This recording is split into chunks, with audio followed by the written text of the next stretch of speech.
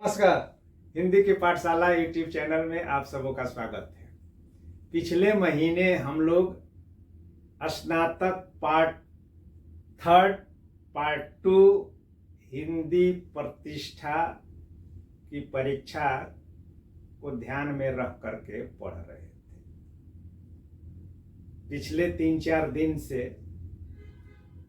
स्नातक द्वितीय सत्रार्थ second semester के एमजेसी, एमडीसी और एमआईसी के पाठ्यक्रम में आए हुए कवियों की रचनाओं का अर्थ और उसकी विशेषता पढ़ रहे हैं। बताया था कि इसके बाद हम लोग कवि परिचय का भी प्रश्न आता है तो उस पर हम लोग विचार करेंगे, वो भी मैं बताऊंगा। तो इसी में एक छात्र ने कहा कि सर व्याख्या कैसे करें कि टेक्निक का ट्रिक तो आप बताए। वो पार्ट 2 वाला बोला है कि तो क्या वैसे ही और कोई वैसा भी ट्रिक है जिससे कि कवियों का परिचय बड़ा परेशान करता है। कभी पूछ देता है कि काव्यगत परिचय दे, कवि का परिचय दीजिए, तो कभी उनके काव्यगत विशेषताओं को लिखिए, तो कभी व्यक्तित्व एवं कर्तृत्व पर विचार कीजिए या विश्लेषण कीजिए या समीक्षा कीजिए। कभी जो है भाव सौंदर्य से संबंधित प्रश्न पूछ देता है, तो कभी उनकी रचनाओं में चित्रित समाज, उनका की दार्शनिक पृष्ठभूमि, समय पृष्ठभूमि या काव्य कला के तत्वों के आधार पर या उपन्यास के तत्वों के आधार पर, कहानी के तत्वों के आधार पर उनका मूल्यांकन करे। जैसे प्रश्न पूछता है और ये प्रश्न जो है बार बार परेशान करते हैं, तो क्या कोई वैसा ट्रिक नहीं है जिससे कि हम लोग समझ सकें और आसानी से लिख सकें। चिंतन किया और यह भी देखने में आया कि वास्तव में मैं अपने अतीत में भी चला गया कि ये कवि और कहानीकार और जो भी साहित्यकार हैं, तो वास्तव में ये सिर्फ विद्यार्थियों के लिए ही सरदर्द नहीं है, समाज के लिए भी ये सरदर्द जो है माने जाते हैं, जाने जाते हैं। और हिंदी वालों के लिए तो ये सरदर्द हैं ही, न तो पहले छोड़े हैं और न आज छोड़ने वाले हैं। यानी कि कम से कम स्नातक तक ये स्ट्रीम आपकी कोई भी हो, साइंस हो, आर्ट्स हो, कॉमर्स हो, साथ पिंड नहीं छोड़ने वाले हैं। और जब हिंदी ले लिए हैं तो ये तो मरते दम तक आपका साथ नहीं छोड़ने वाले हैं। तो वैसे ये कवि और साहित्यकार बहुत जरूरी भी हैं। नेपोलियन का नाम आप लोग सुने होंगे। हारने के बाद वह सेंट हेलेना में एकांतवास या निर्वासन झेल रहा था, तो बहुत वह चिंतन भी कर रहा था।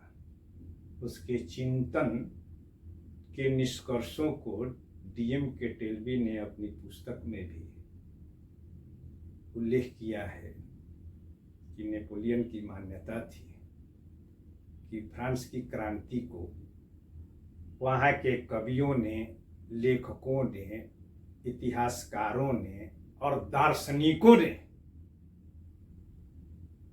क्रांति की पृष्ठभूमि तैयार की थी। और अगर रूसो नहीं होता तो फ्रांस की क्रांति नहीं होती। और आज जो हम लोग प्रजातांत्रिक राज व्यवस्था का जो आनंद ले रहे हैं, संभवतः कुछ हो सकता है कि 18वीं शताब्दी में न आकर के कुछ और आगे जो है बढ़ती, यानी कि 19वीं शताब्दी तक, 19वीं शताब्दी के एक तरह से जो है आधे दशक तक तो अधिकांश जगह राजतंत्र ही रहा है। अब जो है प्रजातांत्रिक आया है, मगर उस प्रजातांत्रिक में भी तानाशाही व्यवस्था तो आ ही गई है। बावजूद प्रजातांत्रिक व्यवस्था आई तो इसलिए कभी जरूर सिरदर्द है,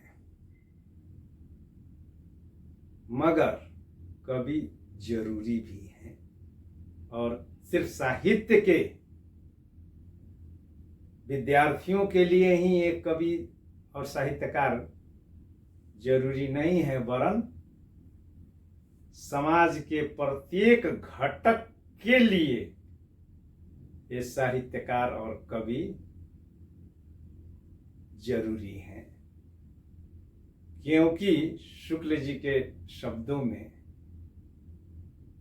साहित्य जनता की चित्तवृत्तियों का संचित प्रतिबिंब होता है। बहुत ही यह महत्वपूर्ण उक्ति ही नहीं है अगर एक कहें कि साहित्य को समझने का यह सबसे बढ़िया सूत्र भी है, तो अतिशयोक्ति नहीं होगी कि साहित्यकार भी, और आगे भी वे लिखते हैं अपने हिंदी साहित्य का इतिहास में कि जनता की चित्तवृत्ति, एक तो सही है कि जनता की चित्तवृत्तियों को वह चित्रित करता है साहित्यकार या साहित्य, और जनता की चित्तवृत्ति में परिवर्तन जो आता है वह तद्जुगिन राजनीतिक अवस्था, सामाजिक परिस्थितियां, सांप्रदायिक परिस्थितियां, सांस्कृतिक और धार्मिक पृष्ठभूमि का बहुत बड़ा योगदान होता है। तो यह जान लें कि सफल कवि या साहित्यकार वही हो सकता है या वही आदरणीय, समादरणीय और स्मरणीय है जिस कवि ने या जिस साहित्यकार ने अपने समय की जोगिन सामाजिक, राजनीतिक, धार्मिक, सांस्कृतिक परिस्थितियों, दशा एवं दिशाओं को लेकर के संवेदनशील रहा है। जो संवेदनशील नहीं है या एक तरफा है या समाज से संपृक्त न हो करके सिर्फ और सिर्फ जो है अपने मन की भावनाओं को व्यक्त किए हैं, सिर्फ स्वांतः सुखाय ही नहीं वरन स्वांतः हिताय के लिए भी जो रचना किए हैं, तो उनका नाम भी बहुत दिन तक नहीं चल पाता है, टिक पाता है। मगर वही साहित्यकार जब बहुजन को, वो बहुजन पार्टी वाला नहीं, बहुजन यानी कि समाज के प्रत्येक घटक को और उसके साथ जो है घटित घटनाओं को, परिस्थितियों को ध्यान में रख करके उसके प्रति सजग रहते हुए घटना की संवेदनशीलता को अगर अपने वह साहित्य में प्रकट करता है, चित्रित करता है, वही साहित्यकार तत्जुगिन ही नहीं वरन सार्वदेशिक बन जाता है, सार्वकालिक बन जाता है, सार्वभौमिक बन जाता है और सर्वाधिक जन के बीच लोकप्रिय भी बन जाता है। तो जब हम लोग किसी कवि का या साहित्यकार का परिचय देने लगते हैं तो उस कवि के या रचनाकार के साहित्य में उन परिस्थितियों का भी उल्लेख करते हुए उससे संबंधित अगर उनके साहित्य में कोई विचार आया है या उनका कोई कथन है या कोई टीका टिप्पणी है तो उसका उल्लेख अगर कर देते हैं तो वह मुकम्मल प्रश्नोत्तर बन जाता है। हम ये लोग ये भी जानते हैं कि हर व्यक्ति वह साहित्यकार हो या राजनीतिक पृष्ठभूमि का हो या समाज सुधारक हो या दार्शनिक हो या कोई भी हो, वह अपने युग का और युगीन परिस्थितियों का भोक्ता होता है, को भोगता है। कुछ लोग भोगते ही रह जाते हैं और कुछ भोगते हैं तो उस पर अपनी प्रतिक्रिया भी जाहिर करते हैं। तो यही काम साहित्यकार करते हैं और जिससे कि उनका स्वांतः सुखाए तो हो ही, यानी उनका अंतःकरण कि हमने कुछ किया, समाज के प्रति जो हमारा दायबोध था उसको हमने निभाने का प्रयास किया, तो वह साहित्यकार बन जाता है। और उसके इस दाय से यानी कि उसकी देन से हो सकता है कि अभी तो हम लोग देखें केटलवी वाला कथन कि समाज में कोई क्रांतिकारी परिवर्तन आ जाए, तत्काल न सही, कुछ काल के बाद ही सही। तो वैसे कवियों का चूंकि जो भी पाठ में हैं वे लोकप्रिय हैं, जिस क्षेत्र के हैं या जिस क्षेत्र में हैं उस क्षेत्र में प्रतिष्ठित हैं और अपने समसामयिक परिस्थितियों के प्रति संवेदनशील हैं, तभी वे आपके पाठ्यक्रम में स्थान पाए हैं। तो उन रचनाकारों के परिचय से संबंधित जो भी प्रश्न आए उसके समाधान का हम लोग प्रयास करेंगे कि कैसे उस प्रश्न का उत्तर तैयार करें, लिखें और कोई भी आए, किसी की भी जो है रचना हो, हम पढ़ें और पढ़ने के बाद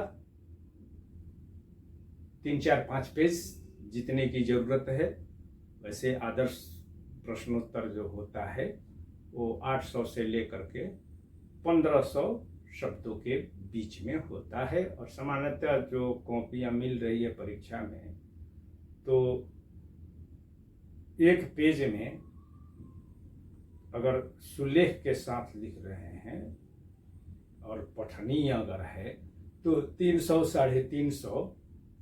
350 से लेकर के 400 शब्द तक आ सकते हैं। तो अगर बड़ा भी क्वेश्चन होता है तो 4 पेज में आपका प्रश्नोत्तर मुकम्मल माना जाएगा, पूर्ण माना जाएगा।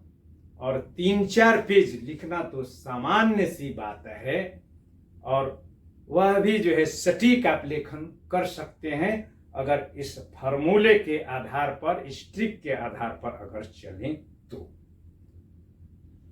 तो सबसे पहले अब आ जाए हम लोग कि सामान्य से हम लोग विशेष की तरफ चलेंगे। सामान्य जीवन में भी अगर कोई किसी का परिचय पूछता है या अपना परिचय देते हैं तो किस रूप में देते हैं, क्या करते हैं?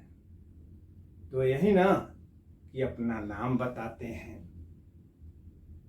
क्या काम करते हैं ये बताते हैं, और धाम बताते हैं, यानी कि कहाँ के हैं। तो परिचय में ये 3 चीजें महत्वपूर्ण होती है, नाम, काम और धाम। तो नाम और धाम तो सबका है, नाम, मगर काम ही महत्वपूर्ण है, क्योंकि काम प्यारा होता है, चाम नहीं। ये हाड़ मास की चमड़ी वाला जो है शरीर कुछ दिन के बाद कहाँ जाएगा पता नहीं, और किस रूप में जाएगा पता नहीं, मगर काम आपका रह जाना है। तो महत्वपूर्ण जो है काम है। तो नाम, काम, धाम, यही आपके व्यक्तित्व का परिचय हुआ। नाम और धाम होता है, व्यक्तित्व 2 रूप में तैयार हुआ। एक जो है बाह्य व्यक्तित्व, गोरा काला लंबा चौड़ा, हृष्ट पुष्ट दुबला पतला रुगिया स्वस्थ, ये हमारा बाह्य परिचय हुआ, रूप हुआ। और हमारी जो है खासियत क्या है, हम किए क्या हैं, करने वाले क्या हैं, कैसे करेंगे, यह हमारा आंतरिक गुण हुआ, व्यक्तित्व हुआ। तो उस व्यक्तित्व में अब हमने किया क्या है, तो वो कर्तृत्व हो गया। तो इस तरीके से जो प्रश्न या किसी कवि के बारे में अगर पूछा जाता है तो उसके 3 पक्ष हो जाते हैं। एक परिचय तो सामान्य परिचय कि नाम, काम, धाम। अब दूसरा कि उनके व्यक्तित्व, कर्तृत्व एवं व्यक्तित्व का परिचय दें। तो कर्तृत्व यानी कि जो किए हैं, व्यक्तित्व तो आंतरिक व्यक्तित्व और बाह्य व्यक्तित्व।